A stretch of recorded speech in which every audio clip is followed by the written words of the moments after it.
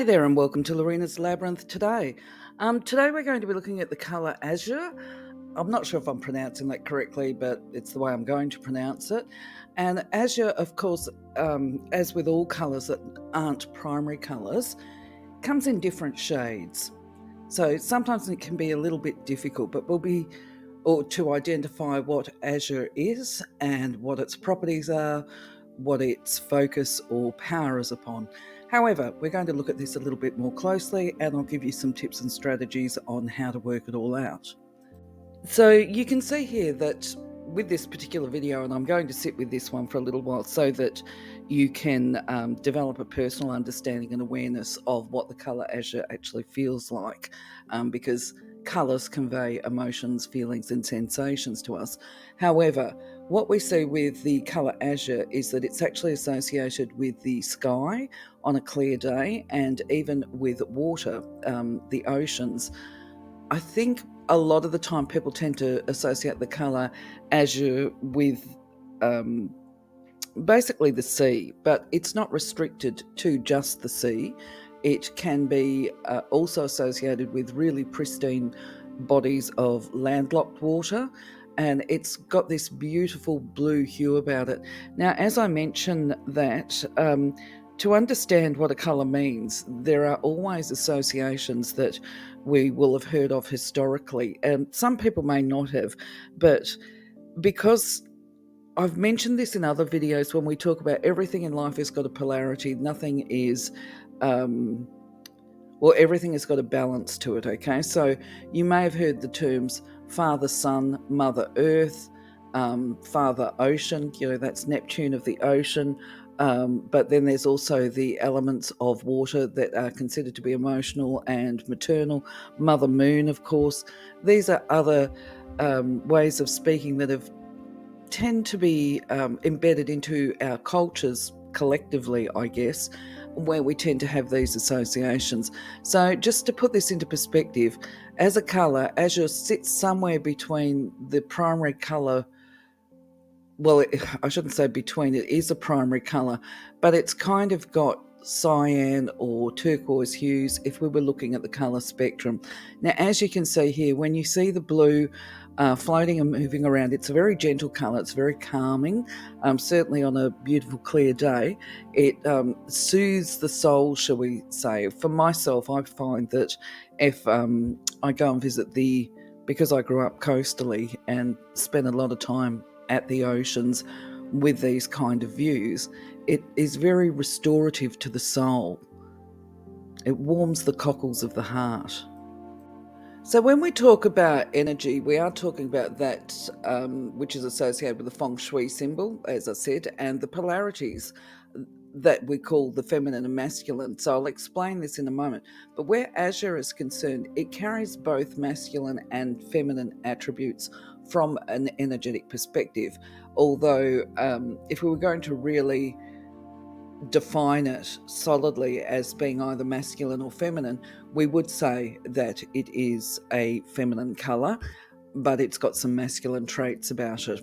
Okay, so just to explain, feminine or yin energy stands for the attributes of softness, flow, patience, surrender, feeling emotions, the feelings part of life, love, empathy, and just this being aspect, right? And when this yin energy is out of balance, it can express itself in uncertainty and fear, false modesty, or not feeling feminine. The watery components really are the aspects of Azure that bring in this yin energy. I'm just thinking and processing as I prepare in my brain for the next sentence. But to define what the yang energy is and why this is associated with the color Azure, the yang is considered to be masculine. There can be an element of hardness with it, and by this I mean energetically a potential lack of the traits that we described before, which is the empathy and compassion. Masculine energy in itself as a standalone could be a bit devoid of that because we're talking about polar opposites. So If feminine energy is soft, then masculine energy is going to be hard. But the positive traits, so we want to talk about the positive traits. This is why Azure is a balance. Okay, the positive traits of the masculine energy or contributions to the color azure is this ability to be able to go with the flow, to bounce back after some really intense life challenges, that get up and fight again another day type of attitude that we often see associated with very strong personality types, and is more commonly found with men with the warrior aspect of themselves. It tends to be associated, or other attributes of yang, is this resilience and endurance. And there's a real power of the mind associated with the yang. And that power of the mind is the capacity to defend. This is where the sayings provide and protect comes from, being masculine. And I think this is probably, it should be in a separate video for all these people that are confused or offended by being referred to as masculine or feminine. None of those labels are actually designed to trap people into a way of being. It's a reference to a behavior, and within any situation, we as individuals have power. If I'm in a female body, I can be more masculine. People might call me a tomboy, but if I've got the attributes that are associated with the yang, then that makes me more masculine, although I've got a female body. Whatever, anyway, moving along. The other qualities of the yang, of course, is this association with can I say the word? I'll try again. Reciprocity, which is this giving and taking. It's like the tides, the ebb and flow of the oceans, or the sunsets and the sunrises. So just to reiterate, for the purposes of Azure, what we're talking about here is that with yang, it's got these qualities of feeling, there is emotion, there is love, there's sensitivity, there's kindness, but there's also a strength, a gentle strength associated with Azure. And this gentle strength also has a power associated with it of protection.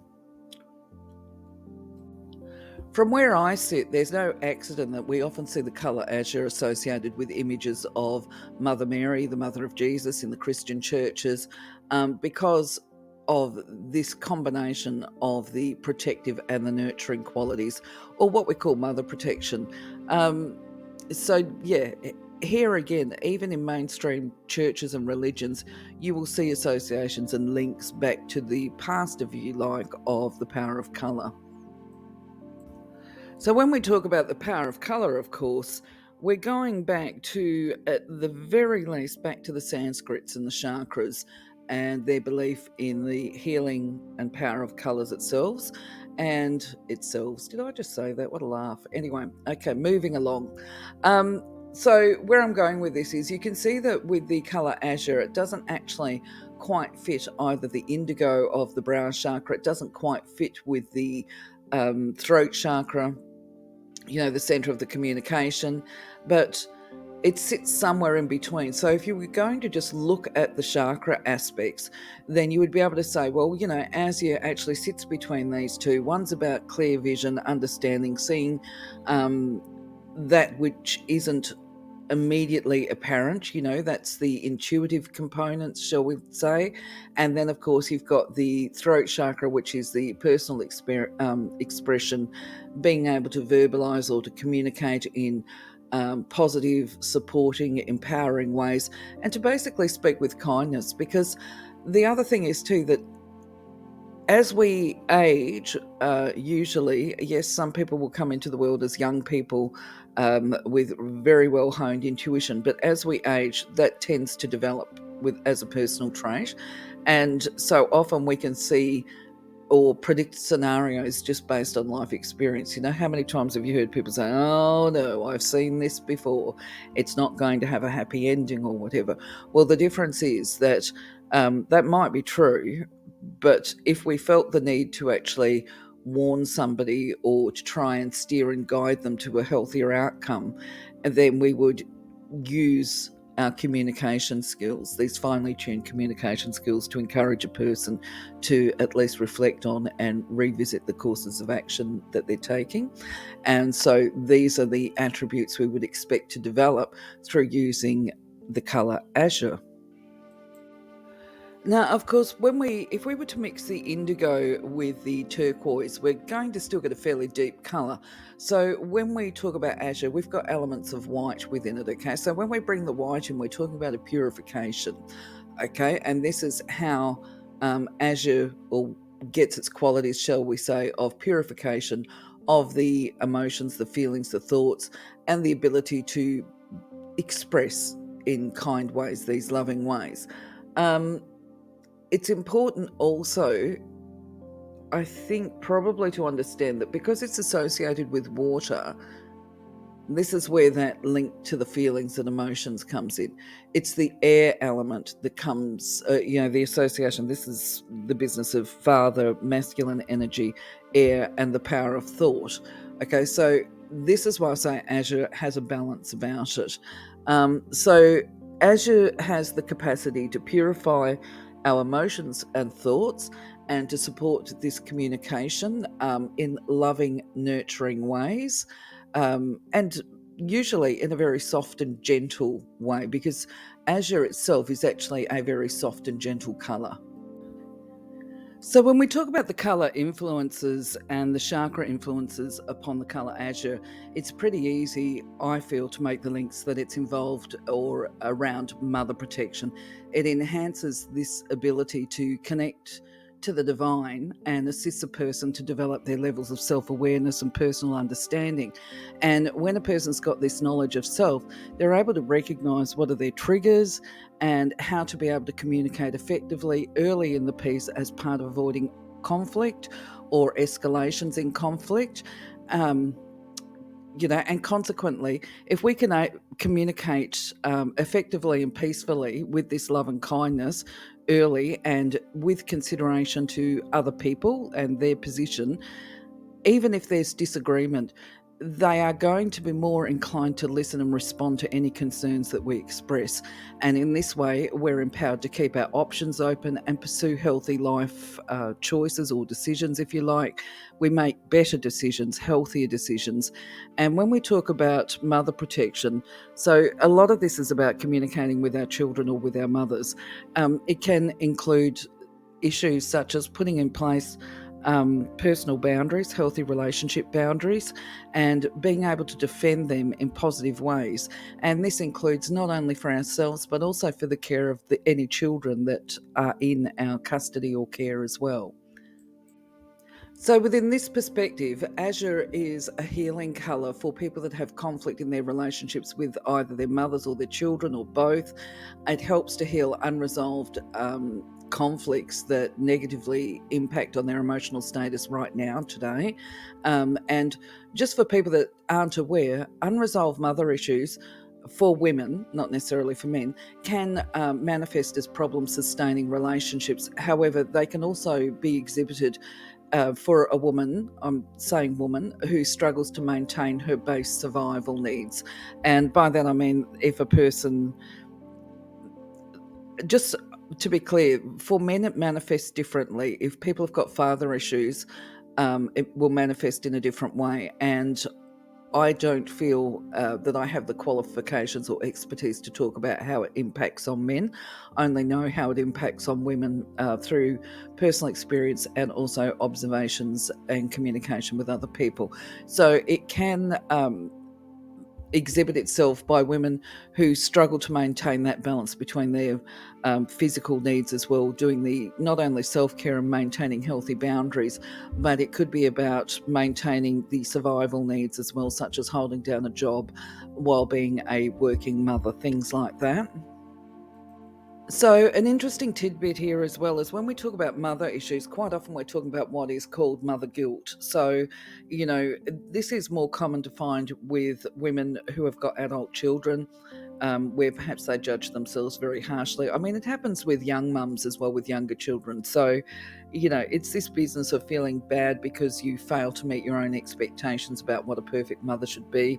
We've all read the books before we have children, and then when we have children, we suddenly realise that we're human and we struggle to meet our own expectations, and this lends itself to feelings of guilt, which can be extremely burdensome for mothers.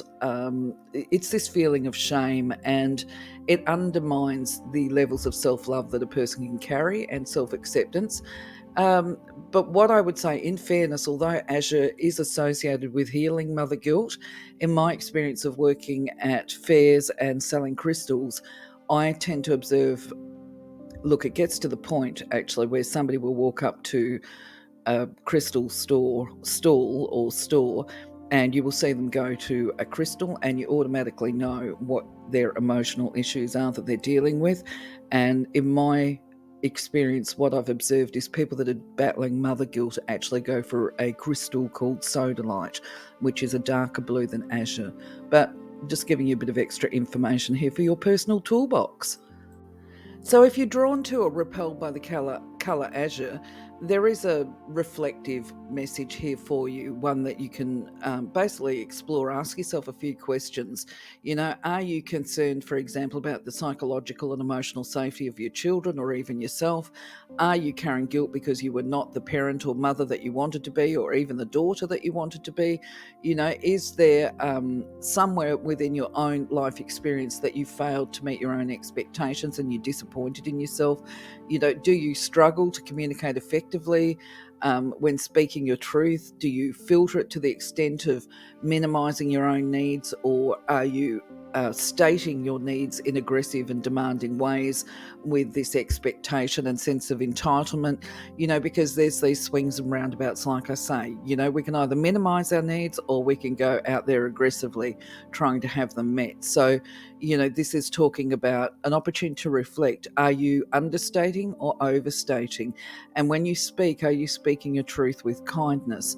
And this is, for example, are you giving people a piece of your mind, as in a little sliver of mind, or are you giving them peace? Are your words supporting peace? If you're dealing with any of these issues, or that you've got unresolved issues, then you might benefit from working with the colour Azure. So there's many ways that we can actually work with the colour Azure. I mean, for me, the perfect way is actually to sit down the beach on a beautiful day and just absorb the energy of the ocean and the sky and the sun. But that's not always accessible for all of us. So an easy thing that we can do is actually meditation, put ourselves in this beautiful bubble of Azure, do a visualization thing. And of course, as with all of these activities, on the inward breath, you bring the colour into your aura or into your body, and on the exhale, you breathe it out and feel this egg-shaped aura around you to allow it to permeate your entire body and auric field, 1.5 meters from each point of your body.